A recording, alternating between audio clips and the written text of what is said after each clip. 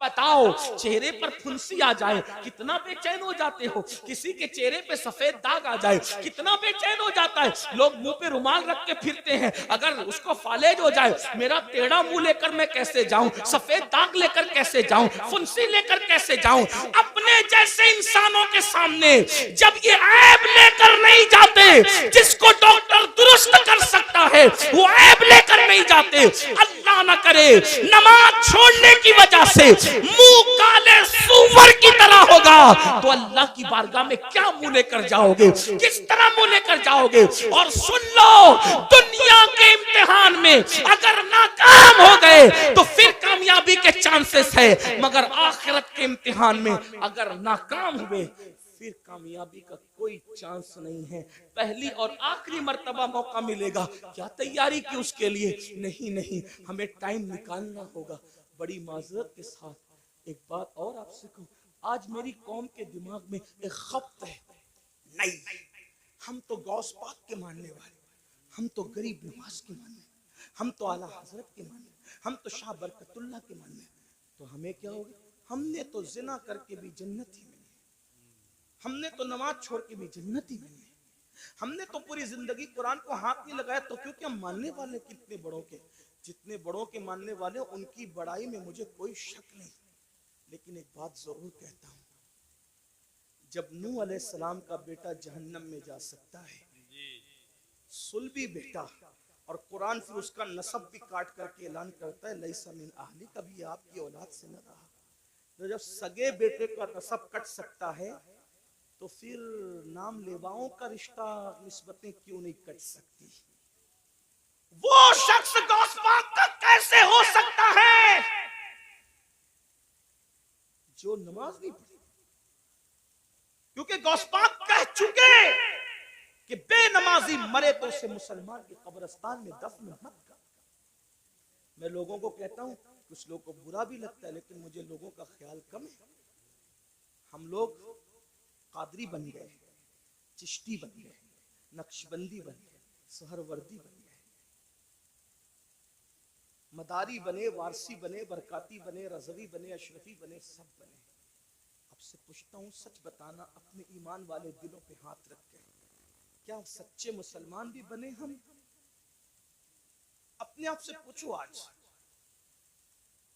सब बने? कादरी, चिश्ती, नक्शबंदी, अदीब, खतीब, शहीद, ये वो मुखय्यर, ये सब बने? सच्चे मुसलमान भी बने? आप कहेंगे तू कैसी बात करते आया है? हाँ, क्या मुसलमान नहीं? मैंने कहा मैं आपके इस्लाम का मुनकिर नहीं, लेकिन पूछ रहा हूँ क्या सच्चे मुसलमान भी बने? कहा वो क्यों? मैंने कहा इसलिए कहता हूँ, अगर पीर टोपी दे दे, तवज्जो करिए, टोपी दे दे, कितना संभाल संभाल के रखते हो, मेरे पीर की टोपी, मेरे पीर का मामा, मेरे पीर का कुर्ता, मेरे पीर का जुब्बा। क्यों? किसने दिया? पीर ने तोहफे में दिया। और प्यार उससे कितना है कि कब्र में भी ले जाऊंगा। मैंने कहा तुझे सलाम हो, अच्छा है, प्यार, पीर से बहुत प्यार कर, अल्लाह इससे ज्यादा तुझे बरकत दे। लेकिन इतना जरूर तुझसे पूछूंगा, सिलसिले की मोहब्बत में तुझे पीर से इतना प्यार है कि पीर के दिए हुए तोहफे को तूने सीने से लगा लगा के रखा, क्या तूने अल्लाह के दिए हुए तोहफे के साथ भी यही सुलूक किया?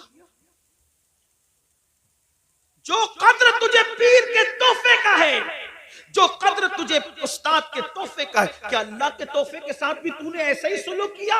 वही कद्र की, वही इज्जत की, वही सीने से लगा के रखा? अल्लाह का तोहफा क्या है? मैंने कहा उसको नमाज कहते हैं। दिया अल्लाह ने, और किन हाथों से भेजा? किन हाथों से भेजा? सैयदुल मासूमीन मुहम्मदुर रसूलुल्लाह के हाथों से भेजा। जिस कौम को पीर के तोहफे की कद्र हो और अल्लाह के तोहफे की कोई कद्र न हो, तो फिर वो कौम सच्ची मोमिन कैसे हो सकती, कामिल मोमिन कैसे हो सकती है? गौर कीजिए, ध्यान दीजिए और सुन लो, किसी और की निगाह में मुसलमान बनने वाला जन्नत में नहीं जाएगा।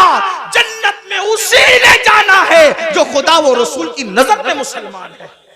अपने आप के बारे में जो भी तराश कराश लो, इंदल्लाह जो मोमिन है, इंदर रसूल जो मोमिन है, जन्नत उसी के लिए है। इस खुशफहमी में मत रहना कि सिर्फ सुन्नी कहला करके जन्नत मिल जाएगी। सुन्नी कहलाना और है, सुन्नी बन जाना और है। सिर्फ सुन्नी कहलाने वालों को जन्नत नहीं मिलेगी, सुन्नी बन जाने वालों को जन्नत मिलेगी। और याद रखना, अल्लाहु अकबर, हमारे बुजुर्गों ने तो नवाफिल भी तर्क नहीं किया, सुन्नते गैर मौकेदा भी तर्क नहीं किया, और हम फराइज छोड़ बैठे हैं। अल्लाह अकबर। आपको बताओ, गौर करो, आका अलैहिस्सलाम ने अपने खानदान के लोगों को, देखो खानदान रसूल है, कोई खानदान बहैसियत खानदान रसूलुल्लाह के खानदान के बराबर नहीं हो सकता। हुजूर सैयदी अशरफी मियां रहमतुल्लाहि ताला अलैह अक्सर एक शेर कहा करते थे, कहते थे, कोई हो मुत्तकी आलिमो जाहिद जमाने में, मगर आले मोहम्मद के बराबर हो नहीं सकता। आप फरमाया करते हो, तवज्जो फरमाए, खानदान नबूवत है। और इमाम अहले सुन्नत नबी के खानदान के बारे में कहते हैं, आबे तत्हीर से जिसमें पौधे जमे, उस रियाज़े निजाबत पे लाखों सलाम। खूने खैर और रसूल से है जिनका खमीर, उनकी बेलोस तीनत पे लाखों सलाम। रसूलुल्लाह के खून से जिनका खमीर बना है, आबे तत्हीर से जिसमें पौधे जमे, वो नबी का खानदान। तवज्जो करें, उस खानदान रिसालत को रिसालत माप ने फरमाया, ऐ बनु हाशिम अमल करना, अमल। तवज्जो करें, अल्लाह के रसूल अपने खानदान के लोगों को कह रहे हैं, अमल करना, अमल। कहीं ऐसा ना हो कि लोग अमल लाएं और तुम सिर्फ नसब लाओ। फिर आका ने फरमाया, ए बनु हाशिम, जिसको अमल ने पीछे कर दिया उसको नसब कभी आगे नहीं कर सकता, इसलिए अमल करना। रसूलुल्लाह की इस नसीहत को खानदान के लोगों ने कैसे सीने से लगाया, अल्लाह अकबर, कि रसूलुल्लाह के खानदान में फिर कोई भी आपको बेअमल नजर नहीं आएगा। मैं बेअमल की बात कर रहा हूं, बदअमल तो दूर की बात है, इसलिए कि एक है बाअमल, एक है बेअमल, एक है बदअमल। रसूलुल्लाह के खानदान में बदअमल तो बहुत दूर की बात है, बेअमल भी तुम्हें कोई नजर नहीं आएगा। देखो नबी के खानदान को देखो, पूरी पूरी रात अगर सजदे में गुजारने वाली मदीने में कोई खातून मिलती है तो वो कोई और नहीं है, वो मेरे नबी की शहजादी सैयदा मखदूमा फातिमा ज़हरा की जात है। और जब रात पूरी होती है तो नमाज मुकम्मल करके हसरत के साथ सर को सजदे से उठा के कहती है, ए अल्लाह, तूने रात इतनी छोटी बनाया कि तेरे महबूब की बेटी फातिमा दिल खोल के सजदा भी ना कर सकी। अल्लाह अकबर। उसके बाद देखे, घोड़े की एक जीन पर एक कदम रखकर दूसरे जीन पर कदम रखने से पहले जो पूरा कुरान मुकम्मल करता है वो कोई और नहीं है, वो मेरे नबी के खानदान का फर्द, रसूलुल्लाह का भाई हमजा दामाद पैगंबर खातिमे विलायत फातिह खैबर अबुल हसनैन मौलाए कायनात सैयदना अली मुर्तजा की जात है। किसी ने कुरान इस तरह पढ़ा, बाबा कुरान पढ़ते हैं घोड़े की सीन पर एक कदम रखकर दूसरा कदम रखने से पहले। और शहजादों की क्या शान है, सर कटने के बाद जो नेज़े पे कुरान पढ़ते हैं वो किसी और खानदान का फर्द नहीं, वो मेरे नबी का नवासा सैयदना इमाम हुसैन की जात है, इमाम अली मकान की जात है। मेहराब में, मिंबर पे, मस्जिदों में आपने हर खानदान वाले से कुरान सुना, लेकिन नेज़े पे जिसने कुरान पढ़ा वो सिर्फ मेरे नबी का खानदान। 40 साल तक इशा के वुजू से फजर की नमाज जहां हो रही है वो कोई और नहीं, वो मेरे नबी के खानदान का शहजादा, जिसे दुनिया सरकार गौसे आजम के नाम से जानते हैं। 70 साल तक कभी ना सोकर रात और दिन जागकर इबादत करने वाला, 90 लाख को कलमा पढ़ाने वाला, वो किसी और खानदान में नहीं मिलेगा, वो मेरे नबी के खानदान में है, जिसको मोइनुद्दीन अजमेरी गरीब नवाज कहा जाता है। जब जिक्र करते हैं तो आप इतनी कसरत से करते हैं कि आपके जिक्र को सुनकर परिंदे भी जाकिर हो जाते हैं। ऐसा जाकिर आपको किसी और खानदान में नहीं मिलेगा, वो मेरे नबी का शहजादा हजरत शाह बरकतुल्लाह इश्की प्रेमी महरेरवी रहमतुल्लाह अलैह की जात है, जिसके जिक्र ने परिंदों को जाकिर बना दिया। ये खानदान नबूवत का अमल है। इमाम ज़ैनुल आबिदीन का नाम ज़ैनुल आबिदीन नहीं है, बल्कि उनका नाम है अली इब्न हुसैन। ज़ैनुल आबिदीन उनका लक़ब है, लक़ब। और ज़ैनुल आबिदीन क्यों कहते हैं? क्योंकि रोजाना तकरीबन 300 रकअत और कभी 700 रकअत नफिल नमाज पढ़ते थे। लोगों ने कहा ये आबिद नहीं है, बल्कि ये ज़ैनुल आबिदीन है। आबिदों, कसरत सजदा की वजह से आपकी पेशानी पर सजदे का निशान पड़ गया। एक तो ये कि जो लोग गलत सजदा करते हैं उनकी पेशानी पे निशान आता है, और एक तो ये जो कसरत से सजदा करते हैं उनकी पेशानी पर भी निशान आ जाता है। लेकिन कितनी 300 रकअत के बाद, 700 रकअत के बाद, और मैं जहां से पढ़ रहा हूं इसको मेरे इमाम अहले सुन्नत ने लिखा कि आपकी पेशानी पर निशान सजदा कसरत सजदे की वजह से। आप बताएं, आप रसूलुल्लाह सल्लल्लाहु अलैहि वसल्लम के खानदान वालों का ये अमल देखें। इमाम जाफर सादिक को देखें, रोजाना पूरी रात इबादत में गुजरती। इमाम मोहम्मद बाकिर को देखें, इमाम मूसा काजिम को देखें, जिसको देखें। और हमारा हाल ये, हम कहते हम तो नाम लेवाए। मैंने कहा वो खानदान के लोग थे। बल्कि एक बात आई, बात अर्ज करूं, शायद हदीस पूरी ना पढ़ सकूं क्योंकि वक्त ज्यादा हुआ, लेकिन एक बात पढ़ता हूँ, शायद आपके दिल के दरीचे अल्लाह खोल दे। मगफिरत के बारे में हम बहुत बेहिस हैं, बख्शे जाएंगे मौलाना, बख्शे, अल्लाह करीम है, बख्शे, अल्लाह करीम है, बख्शे, बेशक अल्लाह करीम है। अल्लामा नकी अली खान इमामुल मुतकल्लिमीन लिखते हैं अपनी किताब में, अल्लाह को करीम जानकर गुनाह पे गुनाह कर रहा है ना, कि अल्लाह करीम है, बख्श देगा। फरमाते अल्लाह को करीम जानकर गुनाह करने वाले, अल्लाह को कादिर जानकर तू जहर क्यों नहीं खाता? जब वो करीम है, गुनाहों पे बख्श देगा, तो कादिर भी तो है, जहर खाने पे जिंदगी भी दे सकता है। लेकिन अल्लाह को कादिर जानकर तूने कभी जहर नहीं खाया, और अल्लाह को करीम जानकर गुनाह कर रहा है। अल्लाह को करीम जानने का ये मतलब नहीं कि गुनाह करके सोचे कि अल्लाह बख्श देगा। अल्लाह को करीम जानने का मतलब ये कि नेकी करके भी रो, अल्लाह मेरी नेकियां इस काबिल नहीं कि तेरी बारगाह में कबूल हो, अपने करम से कबूल फरमा ले। अल्लाह गुनाह तो गुनाह, अगर नेकी का सवाल कर ले तो हम अपने अल्लाह को नेकी का जवाब नहीं दे सकते। जो इतने चैन से बैठे हैं ना मेरे भाई, जब जिस दिन एहसास होगा कि मगफिरत किस चीज का नाम है तो आपको पता चलेगा। हजरत सैयदना इमाम जाफर सादिक का जिक्र है। इमाम जाफर सादिक को लोग इतना ही जानते हैं कि हम उनकी कूड़े की नियाज करते हैं, बस इतना ही जानते। लेकिन जानते हैं ये इमाम जाफर सादिक गौसे आजम से पहले अपने दौर के गौसे आजम है। मकामे गौसियत कुबरा पर फाइज इमाम जाफर सादिक। कौन इमाम जाफर सादिक? जिनकी जूतियां इमाम आजम अबू हनीफा जैसे लोग सीधा करते थे।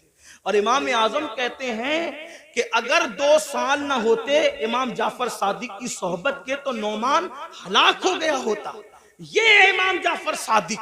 लेकिन वो जाफर सादिक जिसकी सोहबत को इमाम आजम अपनी कुल उम्र का सरमाया कहते हैं, जब उस इमाम जाफर सादिक से लोग मुसाफा करते, हम लोगों से भी लोग करते हैं, इमाम जाफर सादिक से भी लोग मुसाफा करते थे। दाता साहब लिखते हैं कि जब इमाम जाफर सादिक से कोई मुसाफा करता था तो इमाम जाफर सादिक उसका हाथ पकड़ ले, ध्यान देना, तवज्जो करना, गौर से सुनना और फिर सोचना इस पर कि हम कहां आए। इमाम जाफर सादिक जिसके नसब में किसी को कोई इख्तिलाफ नहीं जी, इतना मजबूत सिलसिलतुल ज़हब है कि जाफर सादिक बेटे हैं इमाम मोहम्मद बाकिर के, वो बेटे इमाम ज़ैनुल आबिदीन के, वो बेटे इमाम हुसैन के, और वो बेटे हैं हजरत मौला अली के, और वो शौहर सैयदा फातिमा के, और वो शहजादी रसूलुल्लाह की। ये सिलसिलतुल ज़हब उनका नसबनामा है। हाँ, अब इमाम जाफर सादिक से कोई मुसाफा करने आता तो आप उसका हाथ पकड़ते और हाथ पकड़कर फरमाते वादा कर, वादा कर कि अगर क़यामत में तेरी बख्शिश हो गई तो तू अल्लाह की बारगाह में मेरी सिफारिश करना कि अल्लाह जाफर सादिक को बख्श दे, उसको माफ कर दे।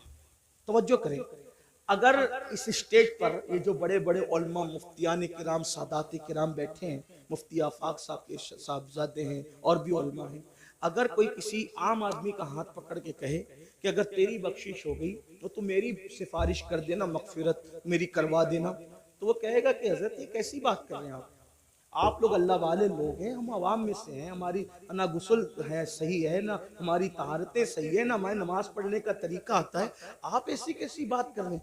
अब जब ये मिंबर पे बैठे हुए अल्लाह वाले किसी से ये बात करें तो ताज्जुब होगा, चे जाए कि इमाम जाफर सादिक ऐसा सैयद जिसकी गुलामी इमाम आजम जैसे लोग करें, वो जो है इल्म के मामले में उन जैसा उनके दौर में कोई नहीं था, तकवे के मामले में उन जैसा कोई मुत्तकी नहीं था, इबादत के मामले में उन जैसा कोई आबिद उनके दौर में नहीं था। और वो लोगों का हाथ पकड़ के कहते वादा करो कि अगर तुम्हारी बख्शिश हो गई तो तुम मेरी सिफारिश करना, मेरी मगफिरत करवाना, मेरी सिफारिश करना, शफाअत करना। और लोग पलट के कहते इमाम आप तो सैयद हैं, सैयद आप तो सैयद आले रसूल हैं, हम आपकी क्या सिफारिश करेंगे, आपके नाना शफीउल मुस्लिमीन है। तो इमाम जाफर सादिक रोते हुए जवाब देते, रोना तो यही है कि हम सैयद हैं।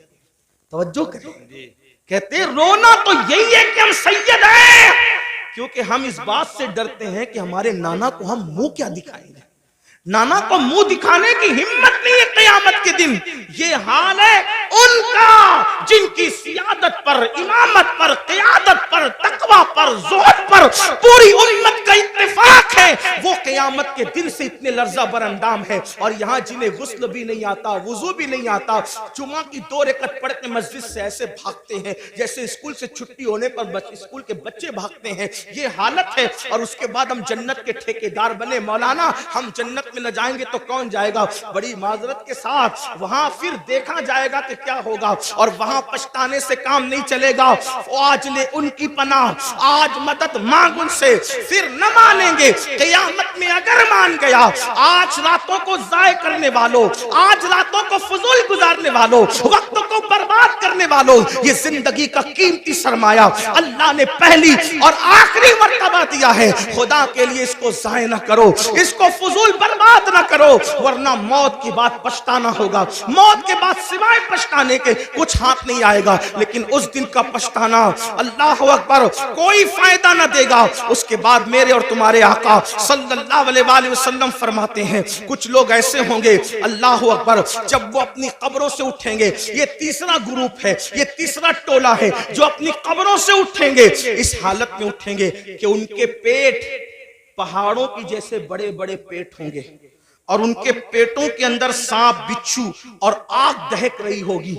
साहबा ने पूछा, आका वो कौन होंगे? सरकार अलैहिस्सलाम फरमाते हैं, ये वो लोग होंगे जो दुनिया में ज़कात अदा नहीं करते थे, ज़कात नहीं देते थे, बड़े बड़े पहाड़ों की तरफ पेट लेकर के उठेंगे। आज लोग ज़कात भी नहीं देते पूरी पूरी, और फिर कोई पैसा लेके भाग जाता है, कोई चोरी कर ले जाता है, माल डूब जाता है, आग लग जाती है, कहते हैं हमारा नुकसान हो रहा है, नुकसान हो रहा है। याद रखना, जो पूरी पूरी ज़कात अल्लाह के लिए निकाल दे, मेरे आका फरमाते हैं उसका माल अल्लाह के किले में महफूज हो जाता है, उसके माल की हिफाजत हो जाती है। फिर चौथे ग्रुप के बारे में मेरे और तुम्हारे आका सच्चे नबी सल्लल्लाहु अलैहि वसल्लम ने फरमाया कि जो चौथा ग्रुप कब्र से निकलेगा उसके मुंह से खून बह रहा होगा, और खून लेकर के वो निकलेगा। साहबा ने पूछा, आका जिनके मुंह से खून बह रहा होगा वो कौन लोग होंगे? आका इरशाद फरमाते हैं, जो अपने वादों को तोड़ देते थे, वादा खिलाफी करते थे, वो उनके मुंह से खून बह रहा हो।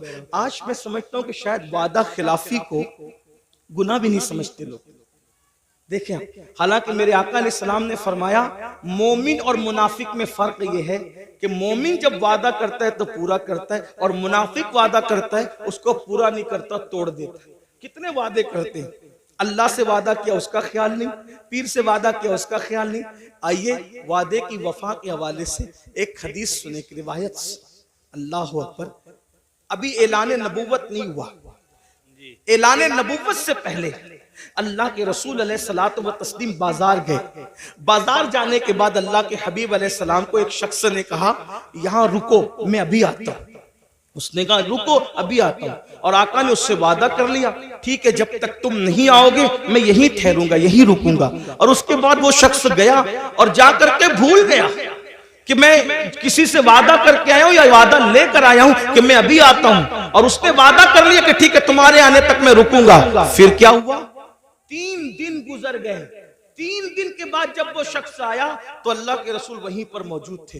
उसने पूछा आप यहाँ? फरमाया तुमसे मैंने वादा किया था कि जब तक तुम नहीं आओगे मैं यहीं रुका रहूंगा, इसीलिए मैं यहाँ रुका रहा। और फिर मेरे आका ने न उससे लड़ाई की, न झगड़ा किया, न उसको डांटा, बल्कि सिर्फ एक जुमला कहा, ऐ शख्स तूने मुझे मुशक्कत में मुब्तला कर दिया, तूने मुझे तकलीफ में मुब्तला कर दिया। ये ऐलान नबुव्वत से पहले का वादे का वफा करना था। जब मेरे आका ने नबुव्वत का ऐलान किया तो यही वाकया उस शख्स के ईमान लाने का सबब बन गया कि जो शख्स इंसान से किया हुआ वादा उसके साथ बेवफाई नहीं करता, वो झूठा नहीं हो सकता, वो सच्चा है। तो